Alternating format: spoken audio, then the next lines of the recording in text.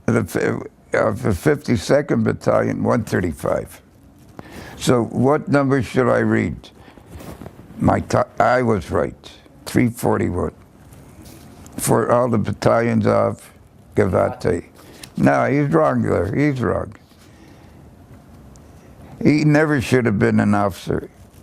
He was a professor, by the way. He didn't know how to fight. You don't run into action. You think a little bit, okay? Don't just run like a wild man. And he ran like a wild man, got wounded, and we didn't see him for around 2 months, 3 months. He came back. Yeah. Difficult to find out exactly the number of soldiers wounded during that. Who knew about the war? Yeah, that I read. However, one can calculate approximately the number of casualties. I'm not interested in casualties. In war, you don't think about casualties or numbers. Those numbers don't interest me. Okay. So what I want you to do is I want you to flip the page over. Yeah. No, here, right here. Latrun. Yeah. Okay, listen. We're gonna before you read this to me. Latrun is a very, very tragic battle. There were 3 battles in Latrun. Because they controlled the whole fort. Exactly. The Jordanians. The Jordanians. Yeah, the British gave it to them. What do you think? Yeah, of course. They gave them all the forts, even Negba, where my guy went on the wire and got killed. Yeah. So what happened in Latrun, Ariel Sharon was wounded there also. Yeah, could have. In a different battle, not the battle that you were talking about. Yeah. So we're talking about the battle here of Latrun of May 25th. This was the stop that Jerusalem was starving. Jerusalem was besieged. Besieged, Yeah. yes. Yes. Yeah. And you guys had to take Latrun to open up the road to Jerusalem. 1 minute. We could never take. We didn't have the guns. We didn't have the ammunition. I know. We could not capture that fort until the next war. When the next war came, they just walked through it, and the Egyptian, what do you call it, Jordanian just ran away. Now, this battle is on May 25th, 1948. Yeah, 10 days before that, 10 days before this battle, yeah. is the declaration of the State of Israel. No, May the 15th. Exactly, this is May 25th. Yeah, So 10 days before the battle, Ben-Gurion declares the State of Israel. yeah. Where are you when Ben-Gurion declares the State of Israel? Where are you? Do you remember when it happened? Sure. Where were you? Tell me about it. Well, when May the 5th arrived, 15th. the 15th arrived, we were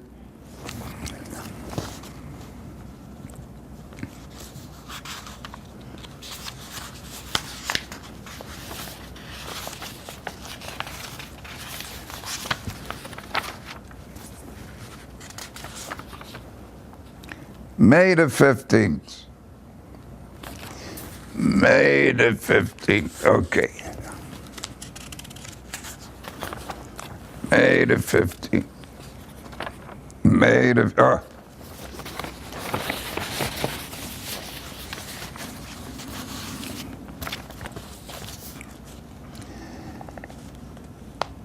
It doesn't have a date here. It does not have a date. But Ben-Gurion reviews Gavati Brigade in Rehovot. He came to Rehovot, to our base, and he addressed us. And there's a whole story to it that I don't think I ever read Ben-Gurion's whole story because he never interested me. Although he was a great person. He was great. He really was the first Prime Minister of Israel, and he deserved it. He did a lot of work before the state was declared, traveling in America for help and all that shit. But he was a great man. I wouldn't take that away with him. No one was any greater than Ben-Gurion before the war started. running to the States and England and what have you. That's what I could say. So you don't remember, you don't recall where you were when the state was declared? You were in the army? No, we were You were on leave? we were at Ben Gurion's review. Okay, That's where we were. okay. Yeah, Haifa has another story of the highway attacks between Haifa and Tel Aviv.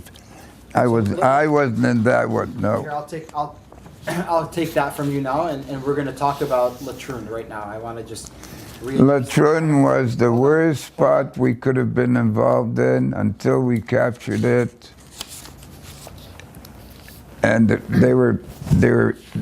had the shit knocked out of them. Who?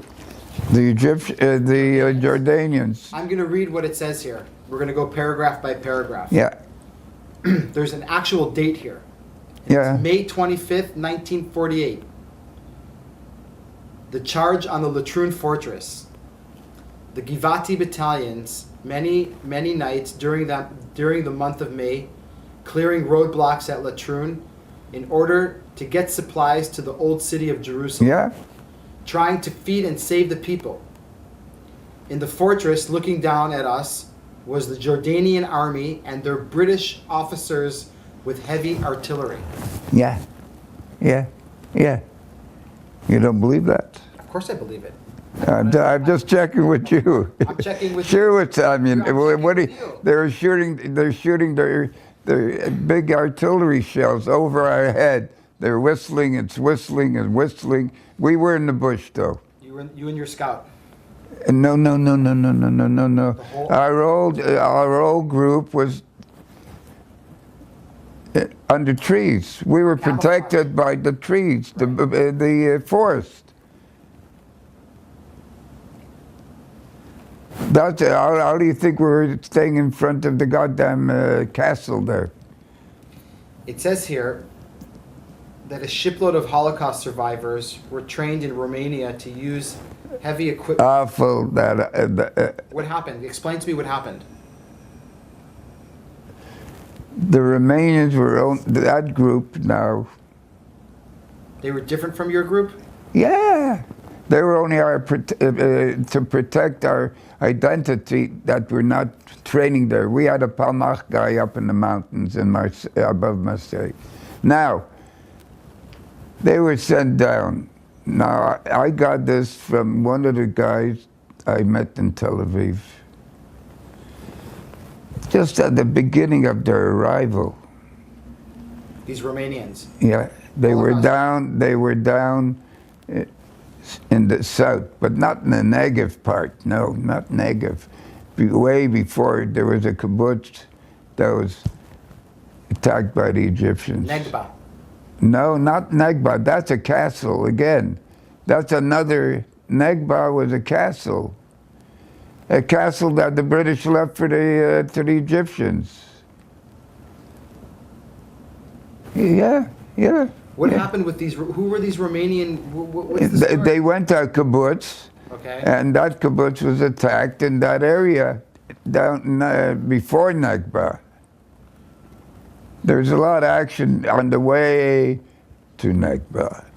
A lot of action. You know, you had to fight for every little inch of land. But these guys. Wait a sec. She'll get it. Yeah. Hold on. Let's stop it for a second. We're okay. We're continuing. Okay, now let me tell you about the Romanians.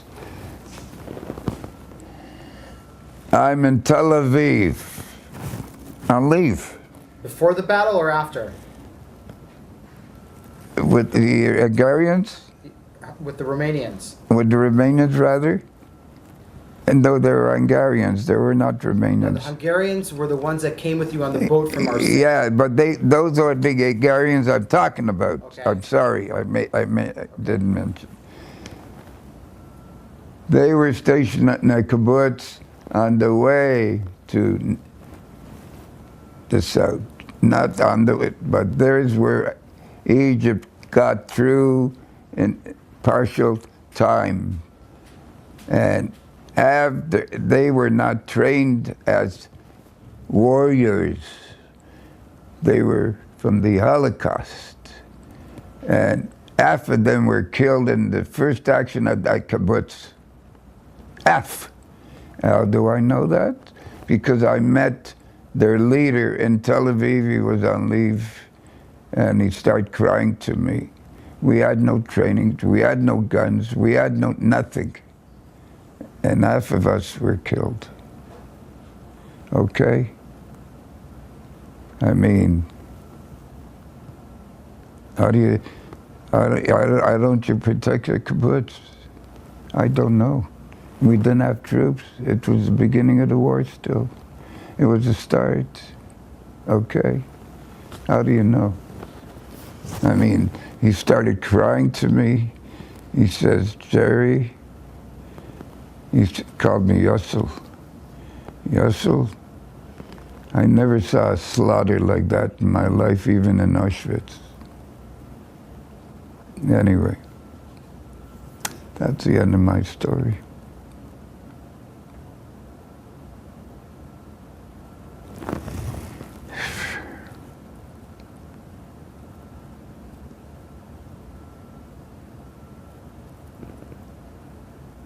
Okay, let's continue. Come on. We're at Latrun. Yes. Before the Battle of Latrun starts, do you go scouting with your scout? Latrun, I was always my scout. But Latrun to scout, there was nothing to scout all the time we were there. To get the convoys through. Yeah. What are we scouting? We left half the battalion, half of our battalion was left on the top as a reserve, and the other half we were in the forest, in the bush. Yeah. When does and you know, they shot at the bush, not the bush. They saw them, and two guys got wounded from the castle. Fortress, yeah. Two got wounded. I got two guys that were wounded. Where's the pictures of those two guys? Okay, it's in the pictures.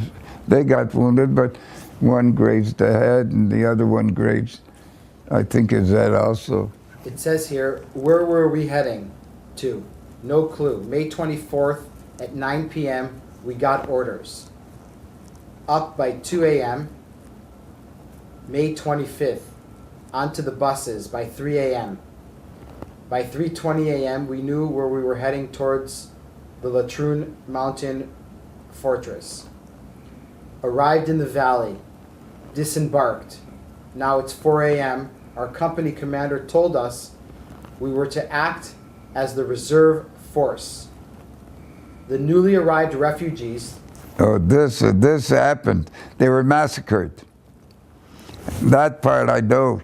Now, these were newly arrival troops that didn't know nothing about military fighting. They were Romanian refugees from the Holocaust. No, these were not the Romanians that were killed in that action. No, a different one. They were killed in their kibbutz. These came from Europe, not trained. And they were massacred? Massacred. Yeah. You brought that up. I forgot about that incident. I'm reading it. Newly arrived refugees were going to launch the attack with heavy equipment at any minute. They had the better equipment, but they didn't have the experience. They came down by the hundreds, 100 of them, or what have you. We saw it. We were witnessing it. What happened? How in the hell? What happened? Because they didn't know how to fight. They didn't have the action ability. They didn't have the real training. If they had a little training somewhere, I don't know. But they had the equipment. They came with the equipment. What kind of equipment was it? Do you remember? No, they had much better than we had at the time. But they were killed by the and they could have lost 150 of their 300 soldiers, I think. I don't know. I gave a number there. I might have had a number. Here, the newly arrived refugees were going to launch the attack with heavy equipment at any minute. Heavy. With that news, the commander having gone, we all knew that we were going to witness a massacre.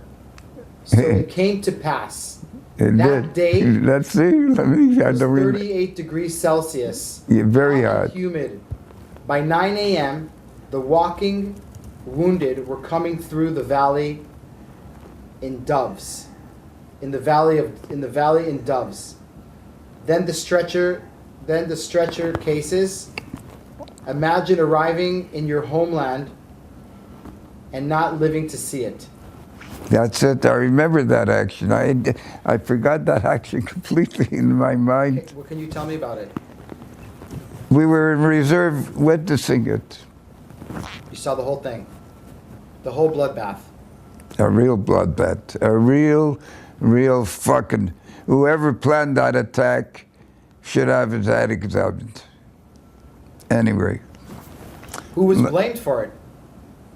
It says here that your commander, our battalion commander, General Yaakov Perry, was held responsible. 35 years later, they opened the archives, and all the charges were dismissed. That's right. Who's to blame? A mystery. We witnessed the biggest tragedy of the War of Independence of 1948. So how does that make you feel? You come and you volunteer all the way from Canada, and you witness this mess. And we were there. How did I feel? It was a weeper. We all were crying because of what we witnessed. All of us. All of us. Holocaust survivors who just got off the boat. All of us. It was an unbelievable, bad episode to witness. Did you help with the wounded that day? No. How could I? I'm going to run into the fire? So you just none of us ran up to try to save them. We'd get killed. It was pointless. No, we'd get all killed. You know the firepower they have? They had with the Jordanians? Yeah. Anyway. Okay, let's jump that one. I don't want to talk about that one. I forgot. How did I forget that in my mind? You brought it up. Good thing I wrote about it.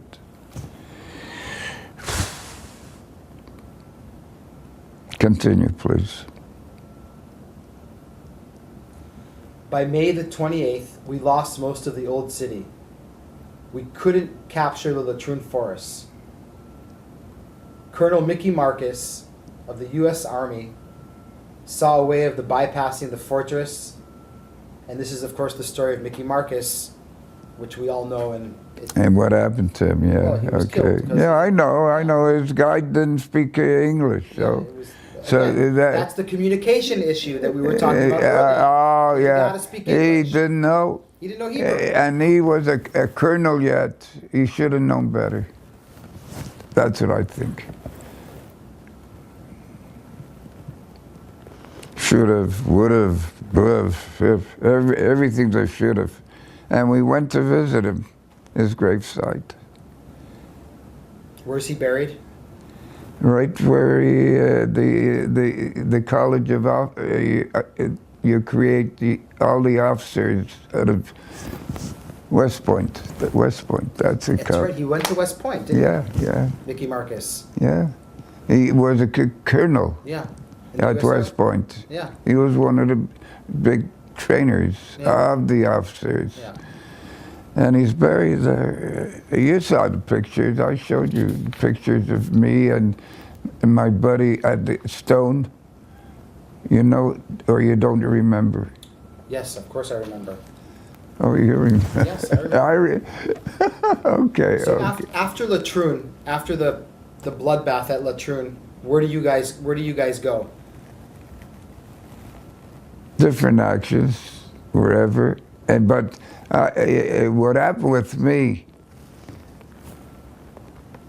That's May 26th. What happened to me is that I was in the tank corps. In the Canadian Army. Canadian Army. And then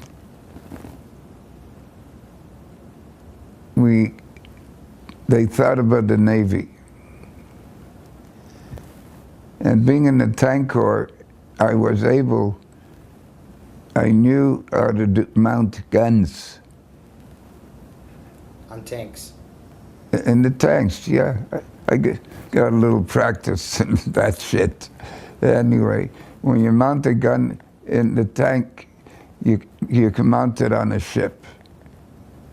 I told them. And they took me out of Givati at that time. They took you out of Givati? Yeah. They took me out of Givati because they needed people that know how to mount a gun. We needed a Navy now. Now we needed a Navy. And we had a Navy school, by the way.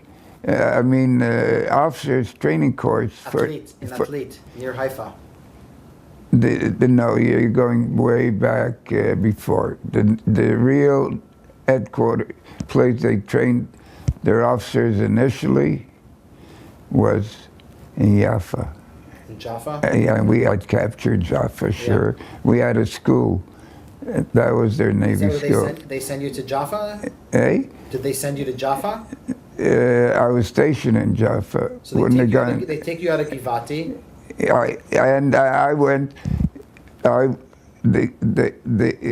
They brought me to the ship the first ship they gave me to do it on was the Tikva. and I worked in that ship and trained guys to fire the gun. And it was a big mess, but it went okay, and then I was out of the Navy. Then Jakobson, he was the chief. I met him. Jakobson was the chief mate, what do you call it? He was in charge of Haifa base. Okay. Jakobson. Okay. And when I was doing the gun mounting, they gave me a bed at the officer base because I went back and forth to mount the guns. I think they had placed on that little ship 3 guns, but from tanks, guns from tanks. They had firepower. So when you leave the Givati brigade and go to the... Yeah, they needed someone. So you leave all your Canadian friends behind? The war at that time already was... the Negba attack was later. Were you at Negba? At the attack? I was at the castle there, but we never attacked it. We had nothing to attack with. They didn't have the stuff to attack it with. We couldn't. And I mounted 3 guns, and I was stationed now in the base, in the officers' base. And I got to know Jakobson.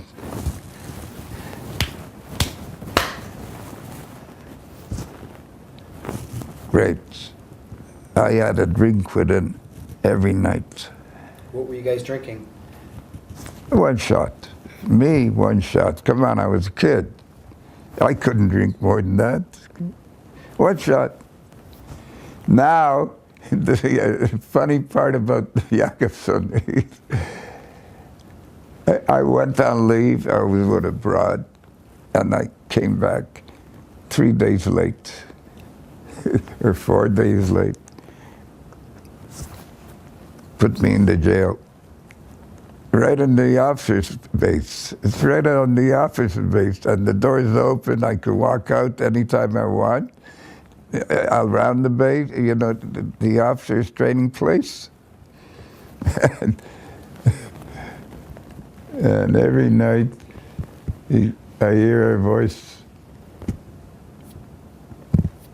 Zeddy, Yosef, I want to see her. He'd send me back to the jail. How long were you in the jail for? I walked out of the jail every day. I walked where I wanted. 7 days, 8 days. I says, why don't you send me to a bigger jail? We all walked out of the jail. We were able to walk around. They didn't stop us. Nobody stopped it. That was an experience. Now I got another experience from my friend, the chief petty officer, but the officer is in Haifa. He was in the British Navy. I had to salute him, you know.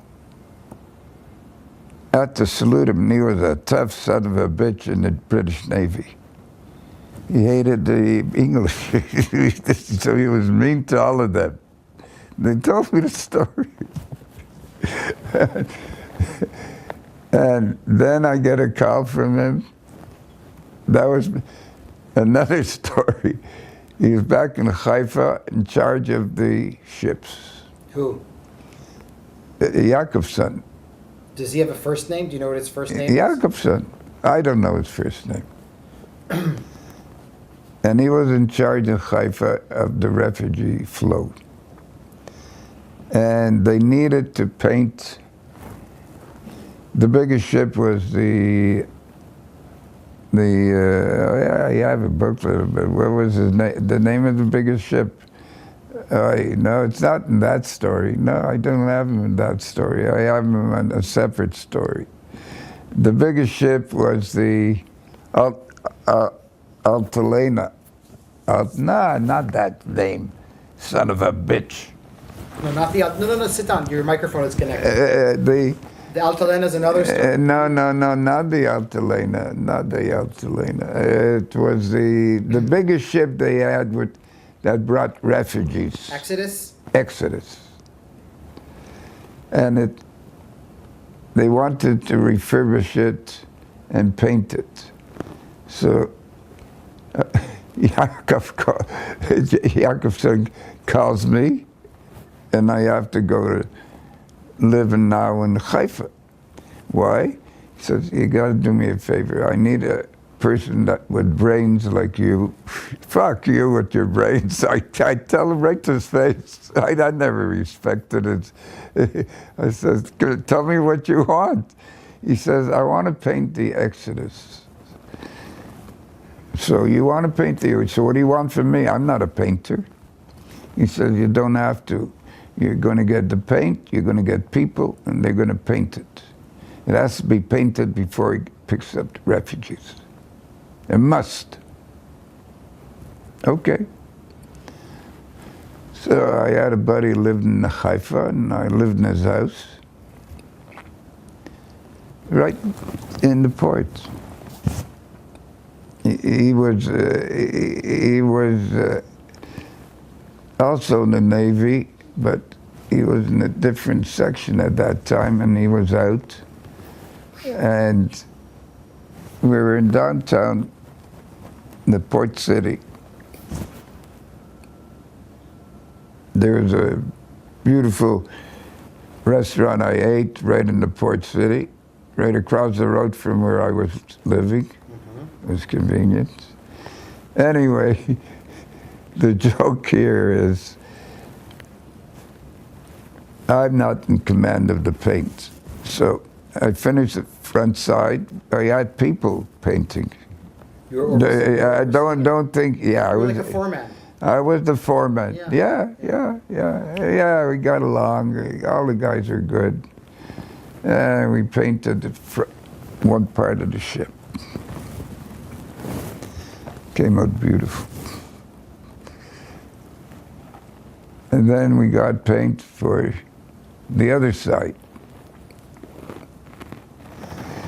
So what happened on the other side? You know, it's a Jewish business. It's a Jewish paint. I'm a painter, like you were a painter. It turns out the other side got a little darker gray. And Jakobson found out about that. He was so fucking mad. I says, hey, Putz, I blame you for the paint. Who ordered the paint? He says, I ordered the paint. That's how I got along with him. He was up in Jaffa. This was the headquarters for all the boats. And we started laughing. Is that where you ended up? No, I wasn't over yet. I went back down south.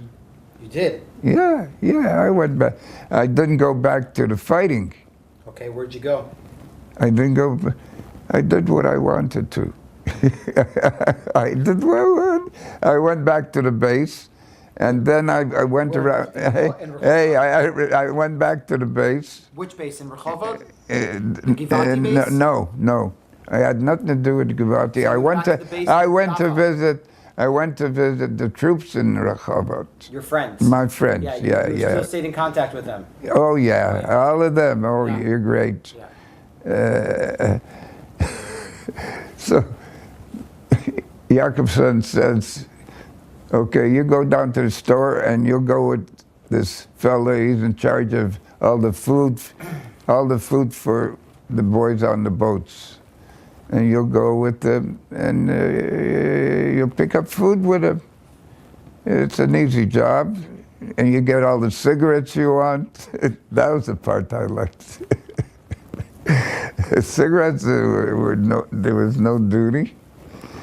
Anyway, so I was at the base with this guy bringing food to the officers' place and for the people on the ships outside. Now we have ships outside of Tel Aviv.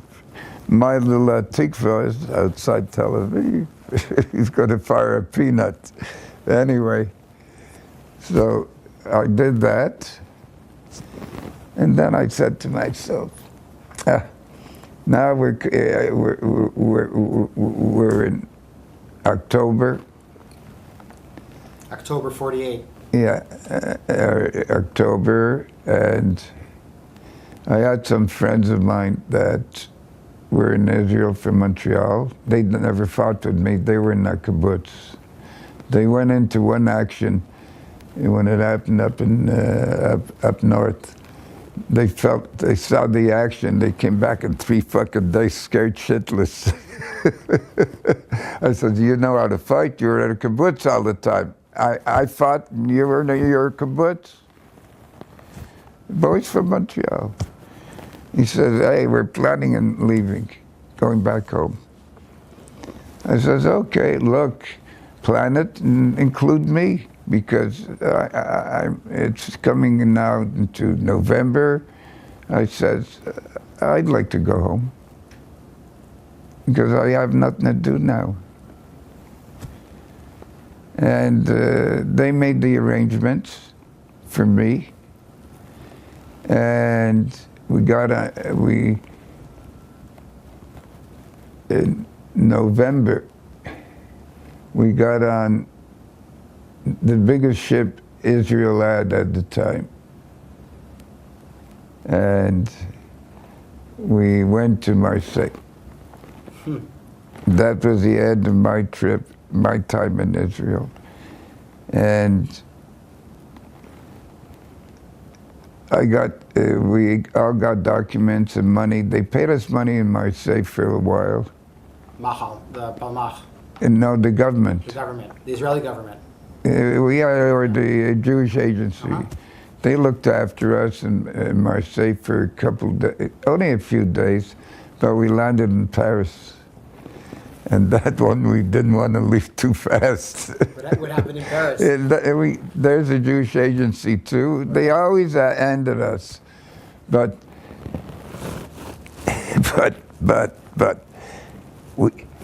we were able to get cigarettes on the QT from the Jewish agency. And they gave us a trick, sell it on the streets. Sure. There were no Black cigarettes. market. There Black were, market. no, you sell all the cigarettes. Everybody was selling, and Yeah. we made money. Yeah. And we made money.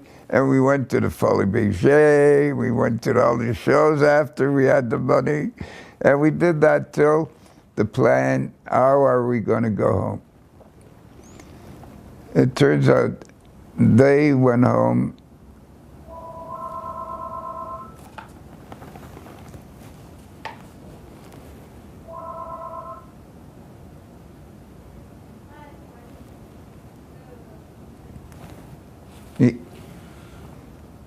So you're in Paris, you're having a good time. Yeah, we're making money on the got block, some- you got some and we're making money on exchange too. On cigarettes. No, cigarettes and an exchange. What does that mean? We had American money. Okay. We're paid only American money. So you got your. That came higher too. You see, you call her if you're done. Okay, he'll call her. We'll be done soon. He'll call Yeah, her. yeah. So you're having. Anyway, so we were in So the you're black having- market, and This is like a grand finale. and they got a boat to get back to Montreal, and me, they sent me to England. Okay. Where'd I come to fucking England? But I had the biggest sightseeing trips I had, and I go sightseeing with a guy, a fella. He's like, he says he was a guide. I don't know he was a guide. And he mentions, oh, these Jewish people are awful. I keep quiet. This is in London. Yeah, those Jewish people are awful. When it came to pay him, I says, you talked yourself out of a big tip, you prick. You don't like Jewish people? Well, I'm a Jew. You're getting nothing from me. And fuck off. I didn't pay him. I was stuffed then. And I thought England. And then I got a ship called the Bathory that's coming into Southampton. The Jewish agency got me a place on a boat. And I had the greatest time on that boat because I met a fella, he was from Israel too, and he was a doctor I never met him in Israel, but he was a doctor from the States, from Detroit, a trained doctor, and he was healing troops, you know, during the war. And we became such good friends. And he was so rich. His family owned auto parts stores all over Detroit. He had all the money, and I had nothing. I pissed away my money. And we had broads like crazy. On the boat. Oh, that Bathory, sure. That came from Denmark or Sweden, I don't know. And we had a ball, and when it came to New York, he says, look, I know you don't have money. You're going to sleep with me at one of the top hotels. Okay, and I'm going to look after you, don't worry. And I says, then I have to go to my aunt in White Plains. She wants to see me. He says, oh, don't worry. Gave me money. Gave me all the money I needed. And when I came to White Plains, I needed more money to get to Montreal by the train. They gave me. Did you stay in touch with him throughout the years, or no? Ooh. With the doctor from Detroit. Sure, I spoke to him many times. Yeah. I went to Detroit and I met him. Yeah. Yeah. Do you remember his name? No, not that. I did remember his name. Okay. And when you finally arrived back in Montreal, I'm sure your parents and your family are very glad to see you. And now when I arrived back to Montreal, I'm in Union, the station, Windsor Station.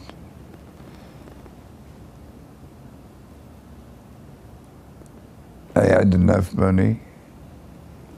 I took a taxi right to my house, and I had a Jewish flag in front of my door. You had a Jewish what? On the third floor. We had 3 stories, you know, in our days. I came up to a 3rd floor, yeah. Well, the house, I left it. And the street was all out when I arrived. I told them I'm coming by taxi. They were all outside in the balconies. Ah! Big fucking deal. And Sid came. Sid had already been back. Then come on yet. No. Sid was Sid, yeah, Sid already was in his house. On my street, we were out together. And that was my arrival. I want to ask you a question. When you look back, Yes, when you look back yes. at your whole experience with Machal, I had my greatest time in my life. I had the greatest time in my life with my Israelis. I was in contacts. I went into business in upholstering. I had a big factory. Every time I went to Germany to the shows, because the equipment shows were always best to go to Germany because all the countries bring their equipment that makes upholstering or seas. You go around Düsseldorf. And, but that German language cut my gut. My gut got cut, but until I got used to those fucking Germans. Oh boy. Anyway. you used to go to Israel all the time when you used to. And I was there, so I took a plane. I took a German plane. They went direct to Israel. But- I always made a party. I always went to see them. Hey, And you were also always very active after to get the Machal people always together and have dinners here in Canada. Were you were very active? we got together at the celebrations. We didn't get together that much. I went out with the boys. Yeah, they all died. All of them. Only Sid and me are here, and of course the pilot. He's around 95 now, 96 or 97. Yeah. But you said that it was the best time of your life. My most enjoyable time of meeting my friends and being friendly. The professor, by the way, he came to Montreal. He had to do speeches on his theory, whatever he was doing. I didn't even know, but he made a lot of speeches. He was a professor in Weizmann Institute in something I don't remember, but in something scientific. We never went into a discussion.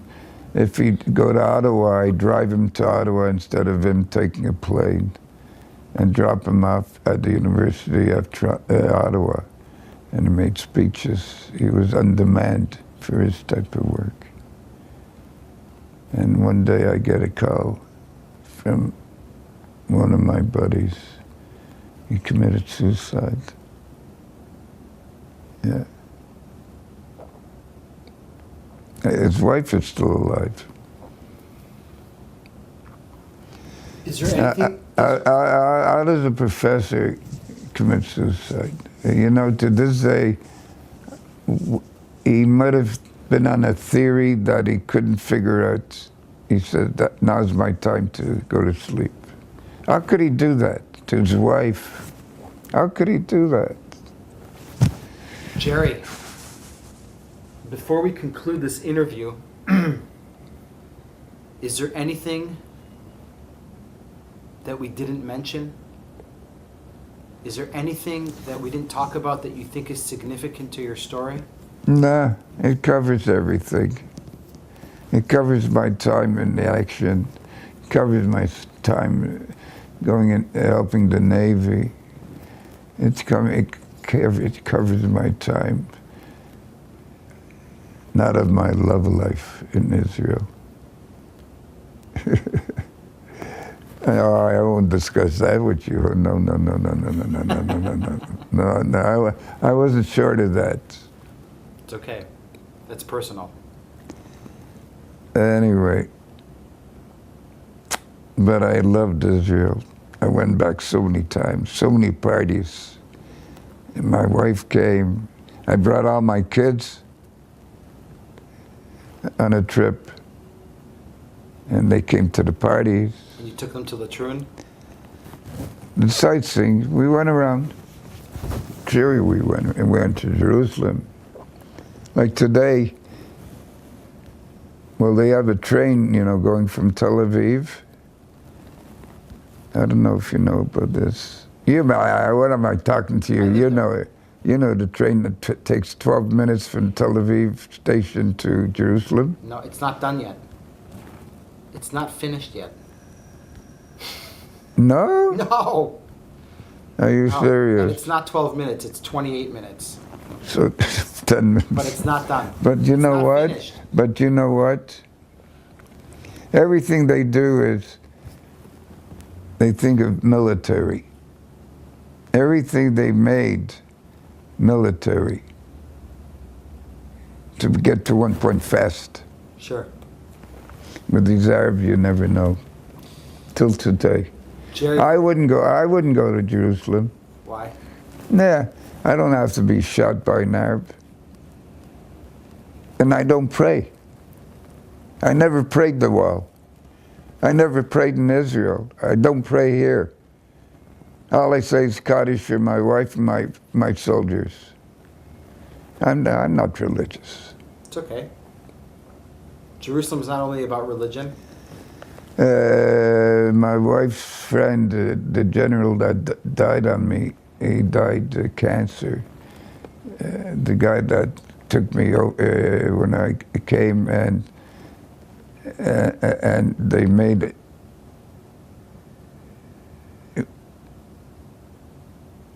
When they made the floats to attack in the Yom Kippur War, I was there. He gave me a uniform, dressed me up, and his car, he was a general. But the big general did the action, was not him. Sharon? Sharon, yeah. You were Yeah, in Israel during the Yom Kippur War? yeah. What were you doing there? He gave me a uniform and I went for the troops. Where, in Sinai?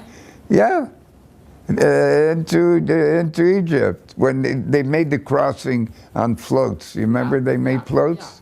And that was her idea. Sharon. You know whose idea it was? Whose idea was it? And she yelled, Who? Golda Meir. She was instrumental in yelling for floats, float anything on the goddamn water and get going on that. And the floats worked. This Golda Meir was something.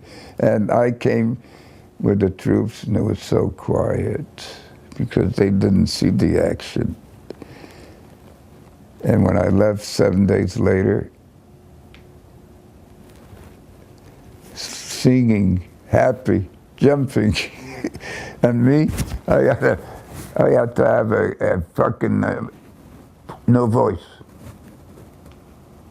And I had a uniform. I saw Sharon. I saw him, but I wouldn't talk to him. I can't. My guy's down there to sing me off. He says, look after my wife and my children. Oh, yeah. Yeah, when I saw both troops, both armies of the Egyptians were surrounded.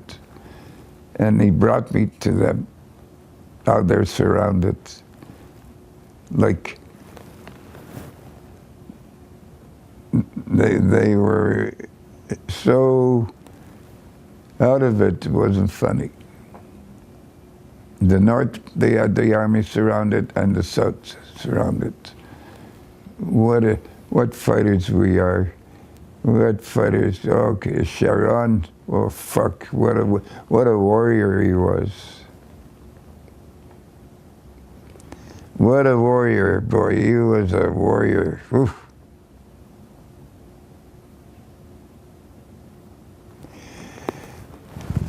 Yeah, that's a story in a nutshell. And you know, I have another general who got wounded. He was up in the north. I visited him in the hospital in Haifa. They brought me out, the boys brought me. And he has a son, got killed on a Jeep. He was driving wildly, he was a captain, and he got killed. Now he has a son in the south where he's the largest orchid dealer for Europe. He's the largest orchid dealer, you believe this?